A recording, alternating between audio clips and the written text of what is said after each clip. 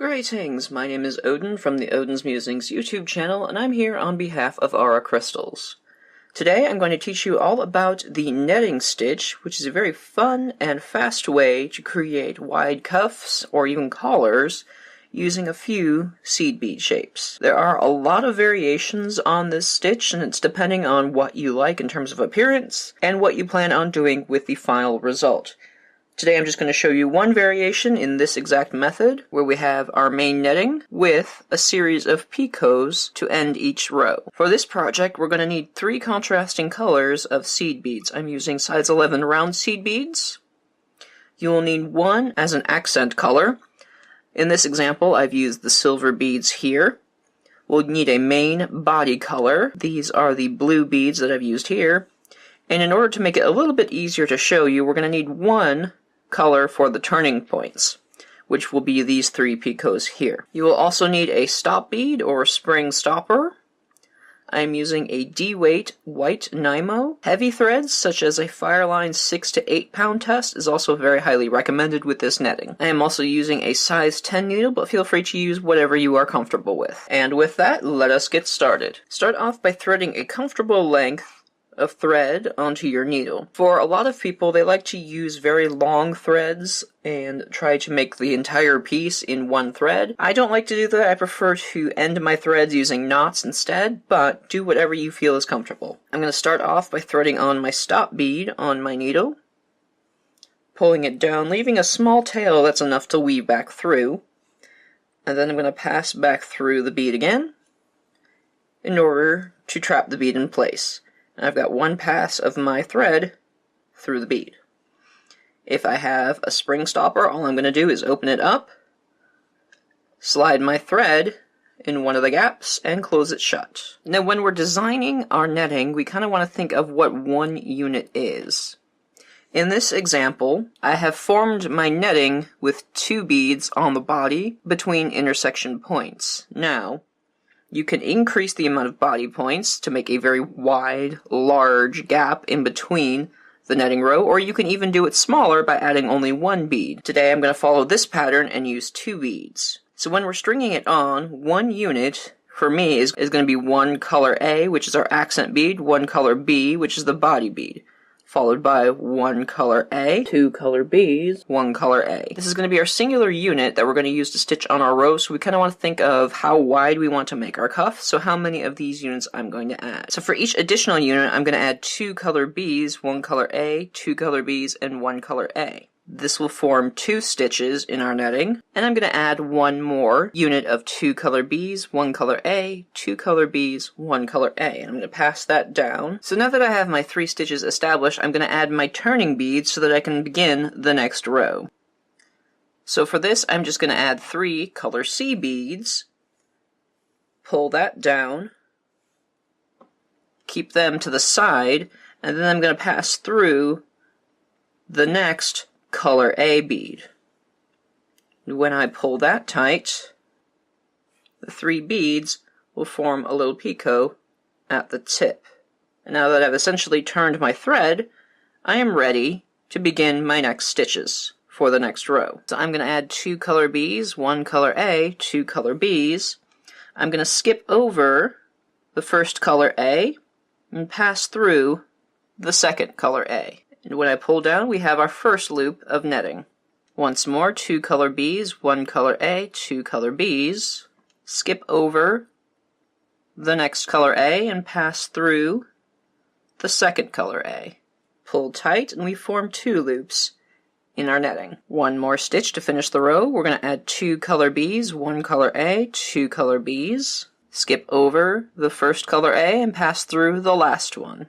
And then we will have finished the row. Now we need to add our turning beads in order to prepare for the next row. So I'm going to add 2 color Bs, one color A, and 3 color Cs. This is basically a half stitch before we start with our turning threads. I'm going to pull that down, then I'm going to pass immediately through the color A that we've just added. And I pull that tight. That will form our picot at the top, and I'm just going to pull it down so that it reaches close to the netting. like that. Now I'm ready to go down and pass to the next row. So I add 2 color Bs, 1 color A, 2 color Bs, and the place that I want to go is really easy to spot because this one sticks far out. So I skip the next one and move through this one. This one is sticking out, this one is sticking out, and this one is sticking out, so you can kind of see where we're going with our next stitch. So I'm just going to move that down, and we will have created our next stitch. Once again, add our next stitch beads,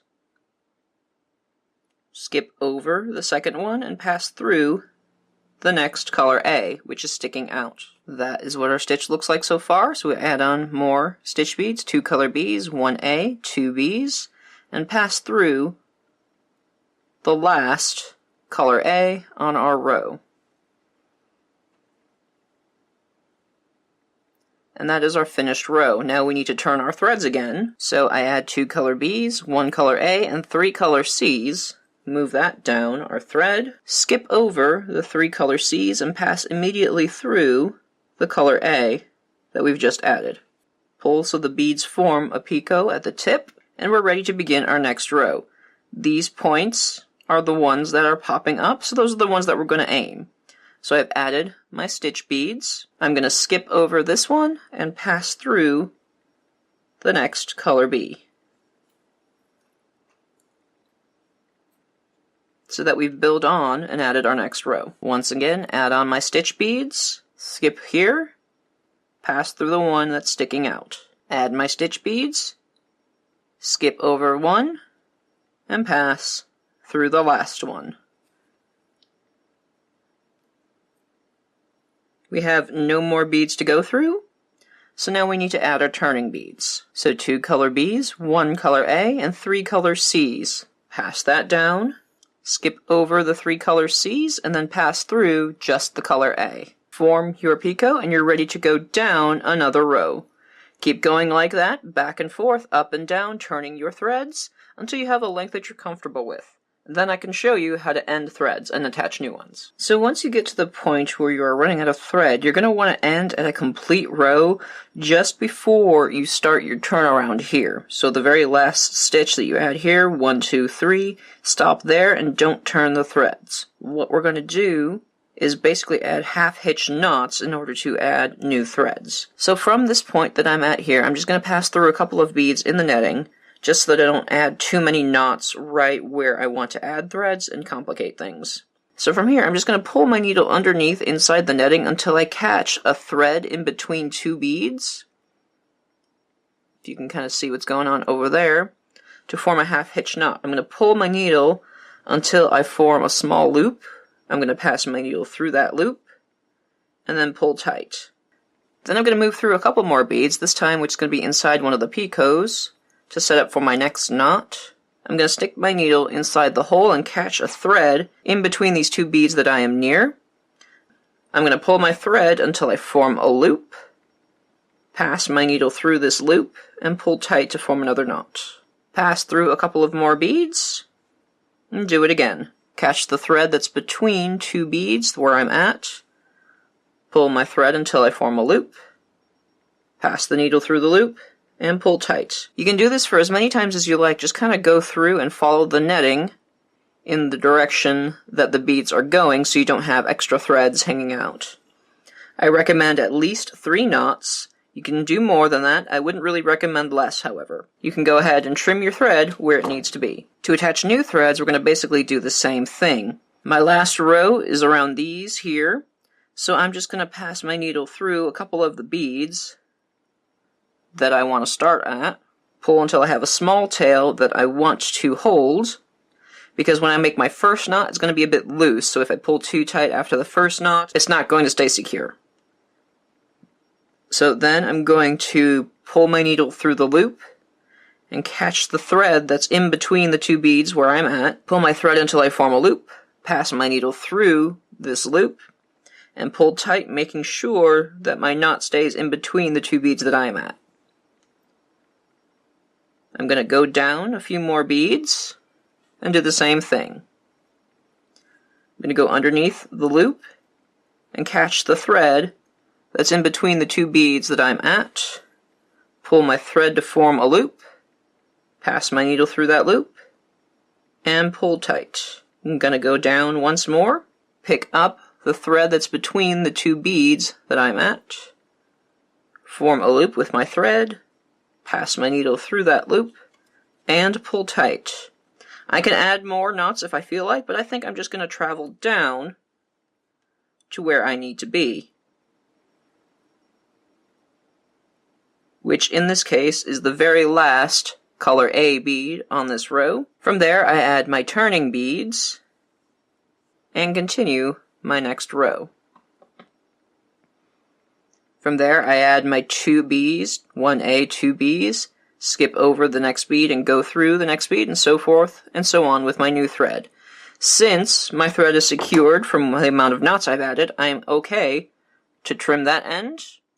And don't forget to pull off your stop bead and work in your tail end as well, since this one hasn't been knotted or attached yet. So we need to work on that in order to maintain our netting. When you end your piece in order to attach a clasp or so other, you're going to want to also stop before you add the beads for the turning. So just keep that in mind, that your work is going to look like it's going to be missing 2 picots on each side. So that is it for the netting stitch. I hope you enjoyed this lesson. Thanks so much for joining me.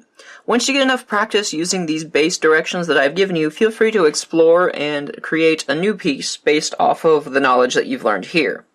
So that could be expanding the number of beads that you use here in your body beads. It could be shrinking it, using only 1 bead instead of 2. Maybe finding a different transition instead of the picots to use in order to make the netting a bit more decorative. You can even make this wider by adding more stitches on the bottom or the top.